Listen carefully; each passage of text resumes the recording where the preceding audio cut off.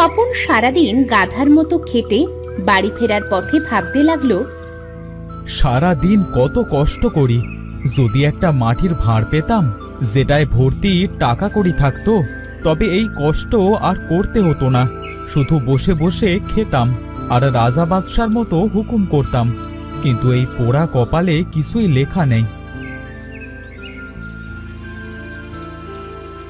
হে কি, কোথাও কোনো নৌকা নেই কেন? নৌকার জন্য অপেক্ষা করতে করতে স্বপন অনেক সময় বসে রইল নদীর পাড়ে, কিন্তু নৌকা আর এলো না। এদিকে সন্ধ্যা নেমে আসলো। হঠাৎ আস্তে আস্তে একটা ধবধবে সাদা নৌকা এসে ভিড়ল পাড়ে। এ কি, এই নৌকাটা একা একা এখানে এলো কিভাবে? না, কাউকে তো দেখতে পাচ্ছি না। কার নৌকা এটা? না, আর দেরি করা ঠিক হবে না। আমি তাড়াতাড়ি উঠে পড়ি, না হয় আজ আর ওপারে পৌঁছাতে পারবো না। স্বপন তড়িঘড়ি নৌকায় উঠে পড়ে। নৌকা একা একাই চলতে থাকে।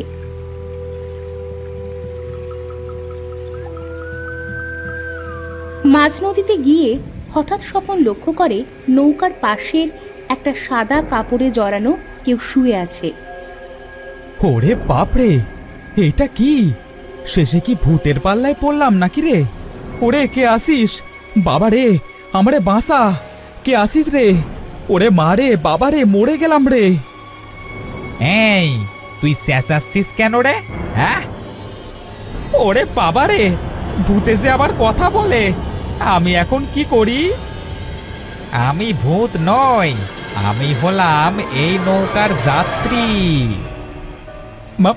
মানে, তা তুমি এই নৌকার যাত্রী হয়ে এমন ভূতের মতো শুয়ে সাদা কাপড় চাপা দিয়ে রেখেছো কেন?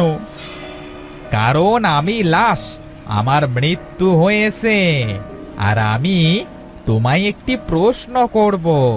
সেই প্রশ্নের উত্তর দেওয়ার সুযোগ একবারই। যদি পারো তবে তুমি এই নৌকা থেকে বের হতে পারবে। আর না পারলে? না পারলে তুমিও আমার মতো লাশ হয়ে এখানে শুয়ে পড়বে, আর তুমি লাশ হলে আমি সাথে সাথে মুক্তি পেয়ে যাব। মানে কি? আমি দেব না কোনো উত্তর। ছেড়ে দাও আমায়, আমি নদীতে লাফ দেব। কোনো লাভ নেই, একবার নদীর দিকে তাকাও। স্বপন নিচে নদীর দিকে তাকাতেই অবাক হয়ে গেল। নদীতে লাল রঙের লক্ষ লক্ষ রাক্ষসে মাছ। এগুলো কি? এই নদীতে তো এমন কোনো মাছ ছিল না। এগুলো কোত্থেকে এসেছে? যদি নদীতে লাফ দাও তবে এই রাক্ষস মাছ তোমাকে ছিঁড়ে ছিঁড়ে খেয়ে ফেলবে, আর যদি তুমি উত্তর না দাও তবেও তোমায় মরতে হবে। তুমি নৌকার জগতে চলে এসেছো। বেশ, বলো, তোমার প্রশ্ন কি? আমার প্রশ্ন হলো, কোন বাহন সবচেয়ে আগে ছোটে? এই রে, কোন বাহন আগে ছোটে? হ্যাঁ, পেয়েছি, ঘোড়ার গাড়ি, তাই না? এই প্রশ্নটা তোমার জীবন মরণের দড়ি ছিল। তোমার আরো চিন্তা ভাবনা করে উত্তর দেওয়া উচিত ছিল। এবার আমার আত্মার মুক্তি হবে, আর তুমি আমার জায়গায় এসে এই নৌকায় পাহারা দেবে। এরপর তুমিও এই প্রশ্ন করবে আরেক যাত্রীকে। সঠিক উত্তর হলে নৌকা ধ্বংস হবে, আর ভুল উত্তর দিলে সে লাশ হবে। স্বপনের সামনে থাকা সাদা কাপড়ে পেঁচানো লাশটা উধাও হয়ে গেল, আর তার জায়গায় স্বপন লাশ হয়ে পড়ে রইল। কাঠুরে আর তার ছোট ছেলে কাঠ কেটে বাড়ি ফিরছিল।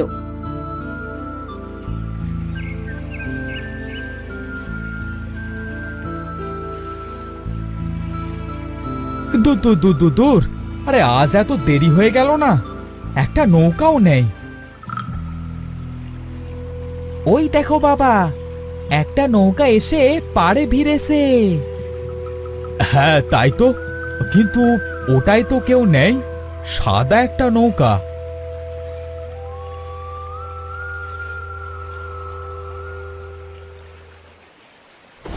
এই যা, বৃষ্টি শুরু হলো তো। এই খোকা, এই তাড়াতাড়ি উঠে আয়, উঠে আয়। কিন্তু বাবা, এটা কি ঠিক হবে, কান্নাকার নৌকা?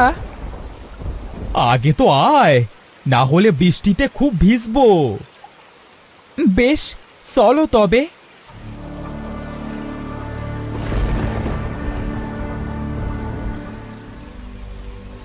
ওরে খোকা, দেখ দেখ, কোথাও তো কোনো কুল কিনারা নেই রে।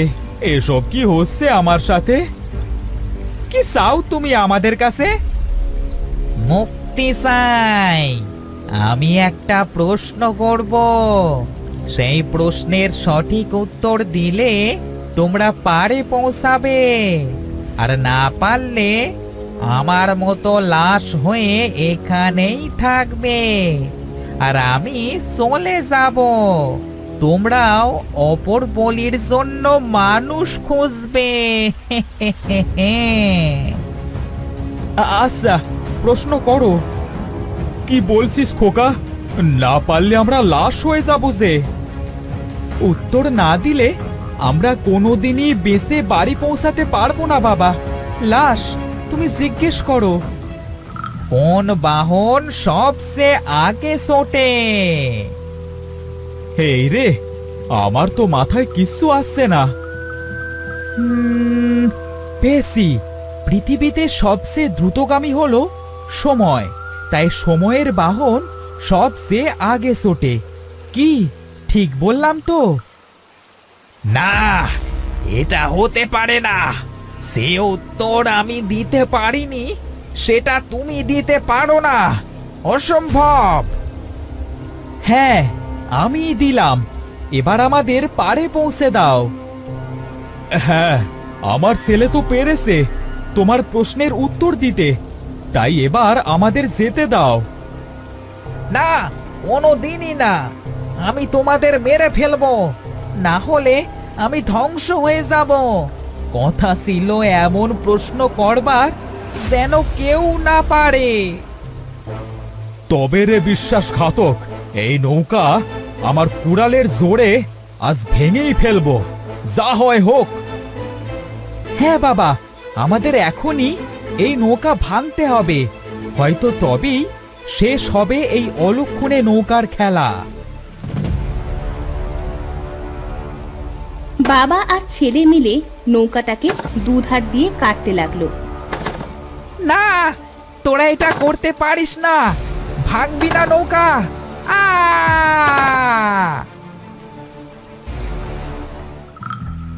সম্পূর্ণ নৌকা ভেঙে ফেলার পর তারা দেখলো তারা তাদের ছোট নদীতেই আছে। এরপর বাবা আর ছেলে সাঁতরে পাড়ে চলে এলো। হ্যাঁ, জোর বাঁচা বেঁচে গেছি রে বাবা, আজ যে কি হতো। চলো বাবা, এখন সেই অলক্ষণে নৌকা আর নেই, আমরা ভেঙে ফেলেছি।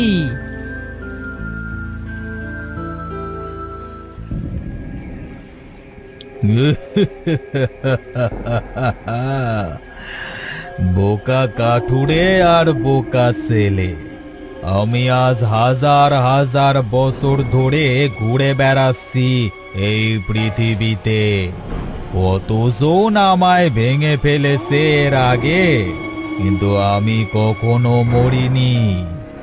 আমি তো অমর। নতুন লাশের খোঁজে আমি আবার বেরিয়ে পড়ব।